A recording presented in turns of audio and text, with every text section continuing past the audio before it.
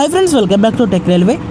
ఆంధ్రప్రదేశ్ ప్రాంతాల ప్రజలకి రైల్వే శాఖ నుండి ఒక భారీ గుడ్ న్యూస్ అనేది అందిందని చెప్పుకోవచ్చు.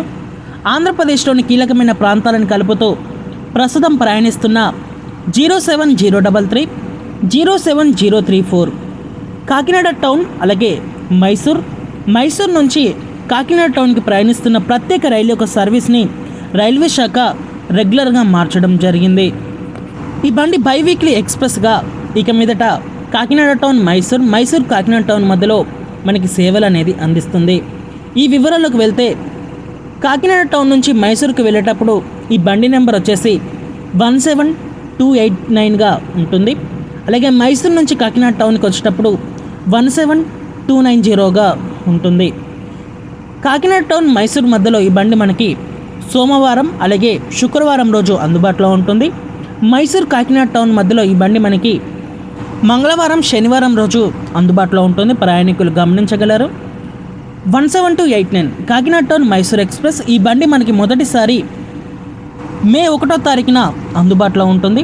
అలాగే 17290 మైసూర్ కాకినాడ టౌన్ ఎక్స్ప్రెస్ ఈ బండి మొదటిసారి మే 2వ తారీఖు నుంచి అందుబాటులో ఉంటుంది. ప్రయాణికులు గమనించగలరు. ఈ బండి ప్రయాణించే మార్గం అనేది ఎలా ఉంటుందంటే, ఈ బండి కాకినాడ టౌన్ రైల్వే స్టేషన్లో మనకి ఉదయం 9 గంటలకు బయలుదేరుతుంది.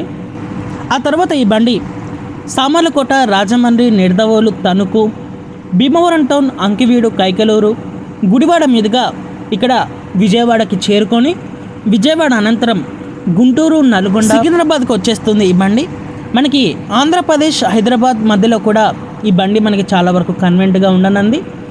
సికింద్రాబాద్ దాటిన తర్వాత బేగంపేట్, లింగంపల్లి, వికారాబాద్, సేడం, యాదగిరి, కృష్ణ, రాయచూర్, మంత్రాలయం రోడ్, ఆందోని, గుంతకల్లు, అనంతపురం, ధర్మవరం, హిందూపురం, అలాగే Yelahanka, Bengaluru cant, KSR, Bengaluru city, Kengeri, Ramanagaram, అలాగే చిన్నపాట్న, మాంద్య రైల్వే స్టేషన్ల గుండా ఈ బండి మరుసటి రోజు సాయంత్రం ఇక్కడ 4 గంటలకి మైసూరుకి చేరుకుంటుంది.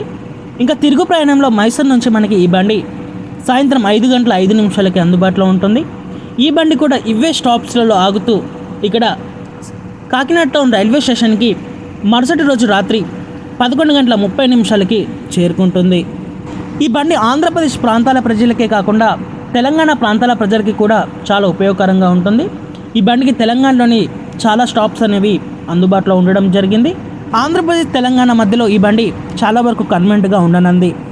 ఓకే ఫ్రెండ్స్, ఈ ప్రత్యేక రైలుని రెగ్యులర్గా మార్చడం మీద మీ అభిప్రాయాన్ని కామెంట్ చేయండి. మరిన్ని రైల్వే అప్డేట్స్ కోసం మన ఛానల్ని ఫాలో అవ్వండి. Thank you for watching. Have a nice day.